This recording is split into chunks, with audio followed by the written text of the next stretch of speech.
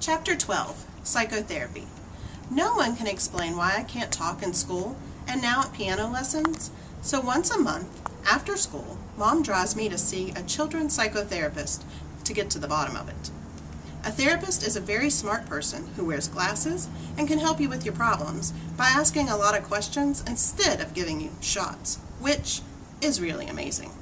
But a psycho, as everyone knows, is a crazy person in the movies that you never want to run into in real life. So, a psychotherapist is a very smart, crazy person that you should stay away from for your own good. I tried to explain this to my mother, but I can never get the words out on account it's hard to talk about scary things. So, I have to outsmart the psycho on my own. It's not easy, but I had it figured out. Alvin Ho's Psycho Survival Rules. 1. Carry your own PDK. 2. Never volunteer any information. 3. Never look her in the eye. 4. But keep an eye on her. 5. Expect the unexpected. 6. Escape at the first chance. 7. Have a plan B. So when my mom dropped me off, I was ready.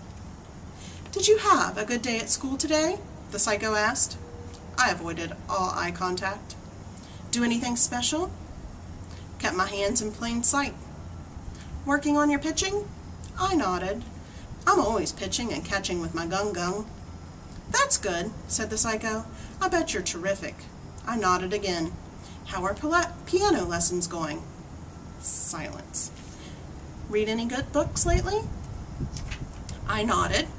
I had read a bunch of great books with my dad. We loved true tales of courage and accounts of dangerous expeditions. Tenzing Norgay and the Sherpas of Everest was especially exciting.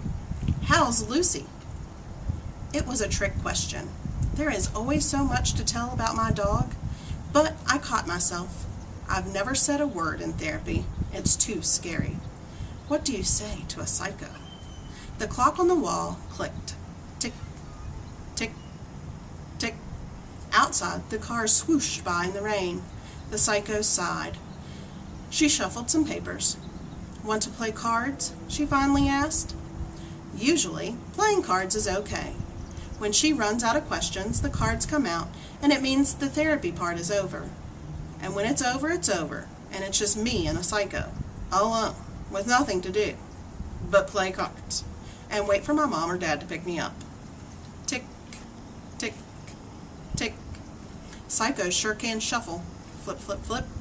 But she doesn't play very well. She talks too much. "Making friends is tough, isn't it?" she jabbered. I held my cards. "Making friends is hard for grown-ups, too," she went on. "So I know how you feel." I did not move. "Do you sometimes want to play with kids who don't want to play with you?" she asked. I nodded. Then I won the first hand. Shuffle, shuffle, deal, deal. "We can't make people play with us who don't want to," said the psycho. I won the second hand. It was too easy. She wasn't paying any attention to her cards. Then I won the third hand. "But there is always someone great to play with," the psycho jabbered on, "who is also looking for a friend." The longer we played, the more I won, and the more she lost. But she didn't just lose, she hardly even looked at her cards. If I played like that, Calvin would have a few unsavory names for me. "Wipe thy ugly face with thou weedy, unearth-vixing way face," Calvin would say. "Methinks you stink, you pribbling beetle-head harpy." The psycho stopped. "What?" she said. "What did you say?" Oops. Did I say something? I kept my eyes low. I kept my hands in plain sight. "I had no idea you knew Shakespeare." She sounded surprised. I was surprised too. I didn't know Shakespeare. Shakespeare lived a long time ago. Now he's dead. How could she think I knew him?